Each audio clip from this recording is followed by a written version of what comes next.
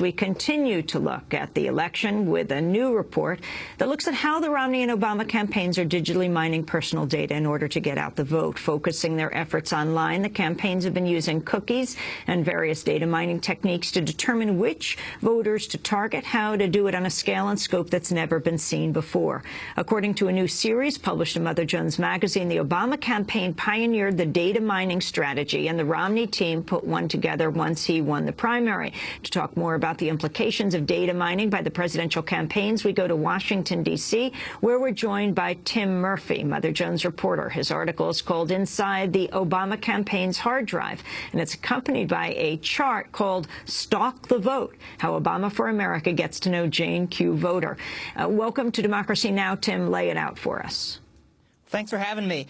So the big difference between 2012 and what campaigns have been doing for years, starting in about 2004 when Republicans, and actually Mitt Romney's campaign 2 years earlier, started to buy consumer databases, is it's all sort of become interoperable. So for years you had all of these different databases. You had sort of the checkbook, which is, you know, whether or not you've given to campaigns in the past. You had your voter history, which is whether you voted in a primary. You had information on whether you'd volunteered. You had basic sort of census level data, race, ethnicity, family members. And what they've done now is they've sort of been able to incorporate that, at the Obama campaign headquarters in Chicago with some of your online information. So, for instance, they might have your email. If you sign up for an email list and you give them your address, if you opt in via Facebook to register for BarackObama.com, all of a sudden, not only do they have all this information that they've had for years, they also have access to, your Facebook friends list,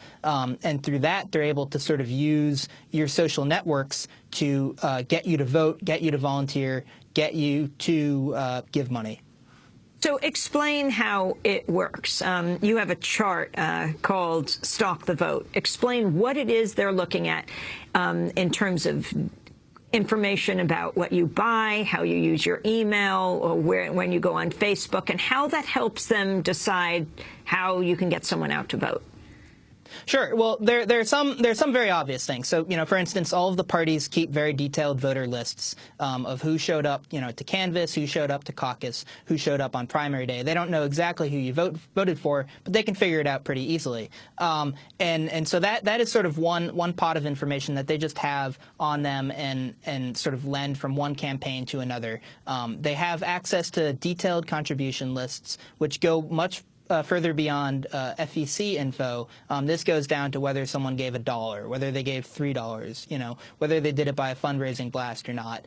And they, on top of that, they have this new consumer information that they've started purchasing, for the last decade or so, and that comes from these big firms like Axiom, and that says whether or not you subscribe to HBO. It says whether or not you're sort of into, hunting activities or sports activities or, outdoors activities in general, or, that kind of thing. And from there, they're able to sort of, model all of this consumer information to get a sense of what your interests are, whether you're going to be a Second Amendment voter, whether you're going to be a reproductive rights voter, whether you're just sort of a straight-up jobs voter.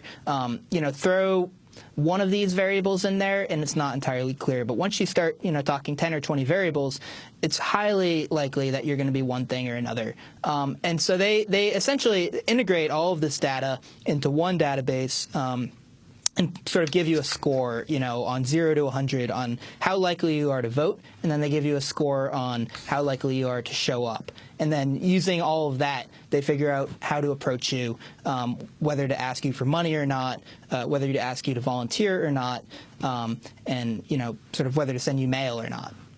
The AP did an exclusive report. Romney uses secretive data mining a little while ago, talking about building upon its fundraising prowess.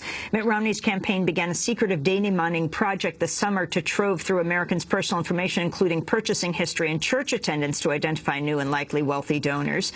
The project employs strategies similar to those used by the business world to influence the way Americans shop and think. Now they're using it to sway presidential elections. The same personal personal data consumers give away, often unwittingly, when they swipe their credit cards or log into Facebook is now being used by the people who might one day occupy the White House. And they talk about using a firm tied to Bain & Company, the management consulting firm that Romney once led, called Buxton Company of Fort Worth, Texas. Tim Murphy, can you elaborate on that? Yeah, the whole consumer data mining thing is really something that the consumer actual business world pioneered, and campaigns were actually really late adapters to that, and they've just slowly been playing catch up. I don't think there's anything right now that campaigns do that corporations don't already, but that shouldn't. Doesn't mean it's not troubling or creepy. The big difference now, the big difference between what campaigns do and what corporations do is we sort of have a much different expectation when we're dealing with campaigns. We expect to sort of be able to, obsessively analyze the candidates and figure out about their past and their voting record and who's giving money to them. Now they're basically doing the same thing to us.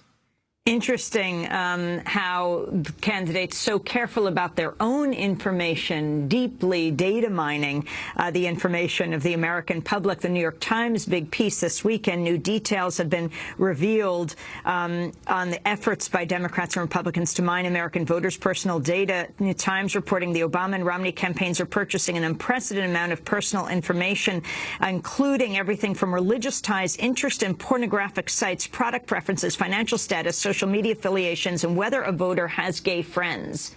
So how does pornographic sites relate to 2012 voting? Well, interestingly enough, Mitt Romney has sort of pledged quietly that he would do something about pornography if elected president. So that's one of those types of things where having that information about the voter really helps candidates say different things to different groups. He's got some voters that don't really care about pornography, and he's got some voters who really cast their vote based on that issue. So being able to sort of separate, which voters care about which issues based on consumer data that isn't necessarily freely supplied by voters, makes a big difference for the campaigns in terms of their targeted outreach. Is it shaping the ads that are pummeling the American public right now? I think it is. It definitely is. One of the firms that Mitt Romney employs, called Targeted Victory, it's actually it was founded or directed by his digital director, Zach Moffett, and they brag that they are able to target two completely different ads to two computers in the same household. So they're able to get that level of specificity. Finally, you say there's nothing on the level of Target. What was Target's practices?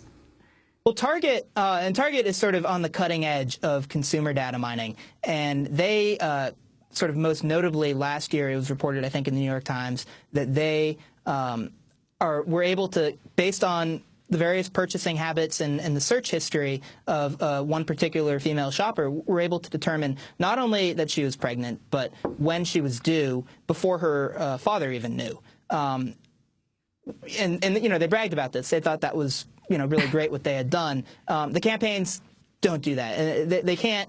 A lot of the consumer information that they have is sort of very general. It's sort of aggregated, and they conclude certain things from it. But the canvassers don't have access to your browser history or that kind of thing. So they are sort of wary. Yeah, exactly. And so that's the sort of invasiveness that we're talking about. Well, the campaigns are sort of wary of being perceived that way. Tim Murphy, I want to thank you very much for being with us, reporter at Mother Jones's article, Inside the Obama Campaign's Hard Drive, and we will link to it at democracynow.org.